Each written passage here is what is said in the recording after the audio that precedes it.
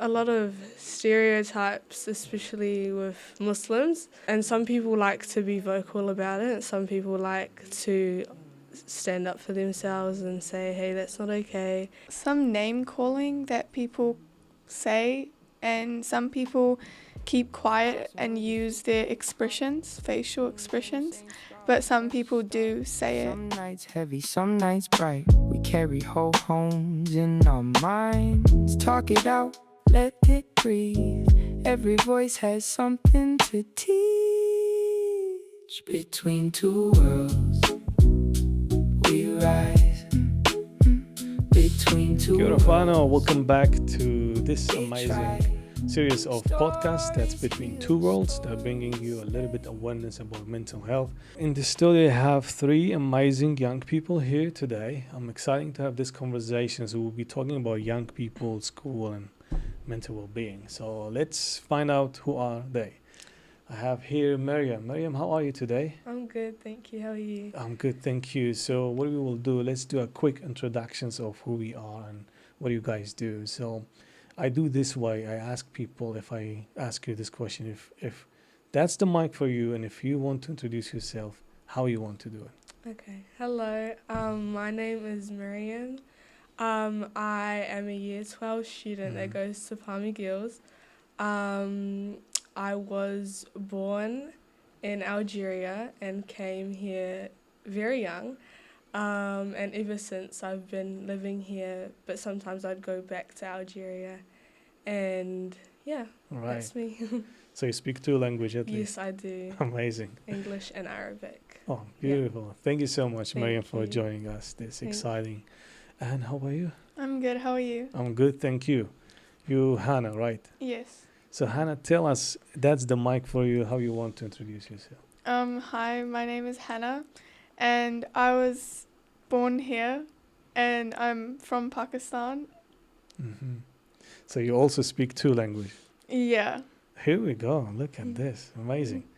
Thanks, Hannah. And we have here Gala. Gala. How are you? I'm good, Gala. So tell me, how about you? How are you doing? And to which school you go? Do you go to the same school? Yeah, I go to Palmy Girls. I'm from Palestine, and I've lived here for a long time, and I haven't visited back because of the war, but Mhm. All right. So you all three in the same school? Yes. Great. And so you're year 10, year 10, year 12. Yes. How did you guys become friends? Well, should I start? Well, I came here to Palmy, and obviously I've been living here for quite a while now. And me and Gala are family friends. Her family was introduced to my family through our mums. I think back in 2018. I'm not sure. Something around that time. Yeah. And we've just, we met each other, we got to know each other, our families, through the mums and obviously the dads. And ever since we've been friends. And Hannah, I got to know her last year. Yeah. Yes. Through Gala, actually. And, yeah, she joined our school this year, so then we became friends through Gala. Amazing. Yeah. Great. Yeah. That's awesome. So maybe we'll ask, because you all three are in the school, kind of maybe I will start with the question of how was your journey in the school? Because I know, did you just started all the school from here, Meriem? If we go with you first, how was your journey from school studying here? Well, school, I don't know when I started school, either year 0 or year 1, but I went to primary school here in Palmy, and from there I went back to Algeria in 2018, and I spent a year there, so I didn't spend my whole school life here.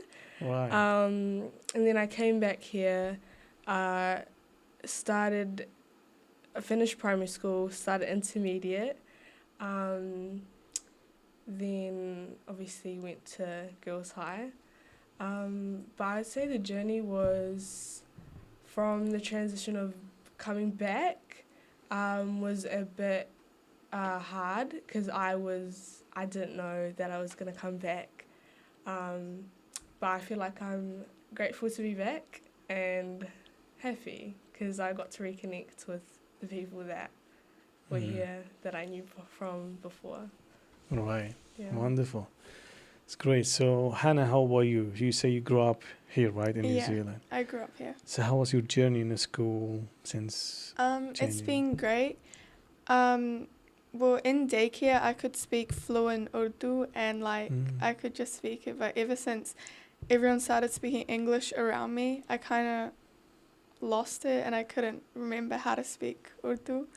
So ever since, I kind of just have broken Urdu, but I can still understand it and speak it a little bit. Right. Yeah. What about home? What language you guys speak? We speak Urdu and both my parents can speak Punjabi. Okay.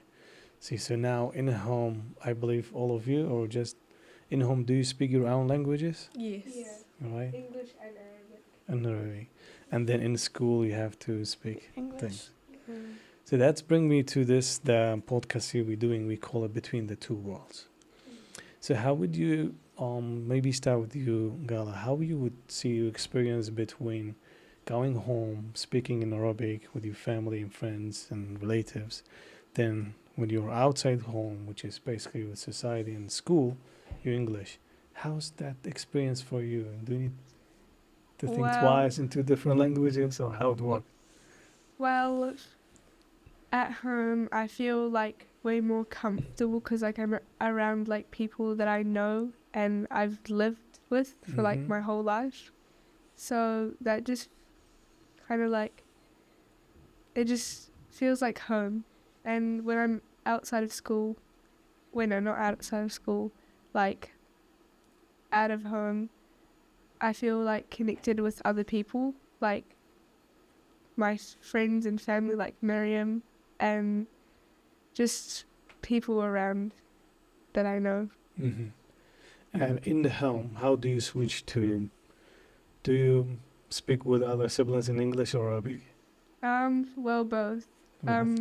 I have one sister, so she's younger than me, and she can understand English and Arabic, so I just talk with her in both languages, Okay. but mostly English, because I've just catched on to English because I've been speaking it at school and just everywhere, so English is like a language that I know like really well, but I also know Arabic really well, so I can speak that really fluently too. Yeah, that's great. Yeah. That's awesome. Maybe we'll come, Meriem. What do you think? And what about, do you speak also Arabic in home Yes. and English outside? Yeah. How's that experience? I would say a bit challenging because I try my best, me personally, I try my best to speak Arabic at home with, especially with my siblings, as they've catched on to speaking English. As a older sister, I would like them to speak their mother tongue because it's who they are and, very important. Learning English for me was because I came here when I was very young, so I got my parents were speaking to me in Arabic at home, and when I came, obviously I went to school, they would speak in English, so I learnt it very well, and I'm obviously fluent in English, so I try to speak it at home as much as I can. But sometimes I do speak a little bit of English because I'm just used to it, obviously. I'm used to it outside of school, outside of home, sorry. Yeah. Right. Awesome. Yeah. That's cool, team, how you're sharing this. I also have the same similarity. I can relate because in home I speak my mother tongue. Outside home I engage with English, but with the people in society. So want to check, you guys are now in school and the experience maybe that we come from as a refugee migrant background. So as a person, like, you are young, but you pretty much Some of you have grown up, or some of you just joined it later on a few years. How's that experience? Let's say, how you see it. Is there any kind of bullying, or racism, or misunderstanding, if we put it that way? Have you faced any such challenges during the school? Any things that you think there is a challenge just because of the way? Could be the background, who we are, or could be the place that we came from. Is there any challenges here? Anyone want to share? I feel like there's a lot of stereotypes, especially with Muslims, and the judgment that we face. And some people like to be vocal about it. Some people like to stand up for themselves and say, hey, that's not okay and stuff. And some people, I feel like, do shut it down. I would say the judgment that we receive is not talked about enough. But I feel like, on the other hand, we are very welcomed as a community, as both a migrant and refugee community, with the help of, obviously, organisations and the government. I feel like we are helped, but out in public, stereotypes that come in the way of communicating with other people and stuff like that. Right. Yeah. Right. What about you two? Any experience? Any things? There's like some name calling that people say, and some people keep quiet and use their expressions, facial expressions, but some people do say it to us. Right. Right. So, Gala, do you have any challenge or anything to share? I think it's just what they've said. Yeah. Just. They cover. Yeah, they've covered it all. Right. So it's interesting. Yeah, I think yes, right. And about some stereotypes. Maybe Meriem, what is some stereotype? Let's say, because I like what you mentioned. There's a lot of them is not talked about. Yes. So, what is some of those stereotypes you think they are common that, like you said, Muslim students get faced in the school? What are these? I would say maybe people are, or stereotypes, they're like, we as Muslims, or we as refugees and migrants, we are just different in general. Like, what we think is completely different. Like, how we are in, for example, a school, like how we, our tradition and cultures, it's just different. So we act different, or we find it hard to adjust to how, others live. But I feel like it makes us unique, and it makes us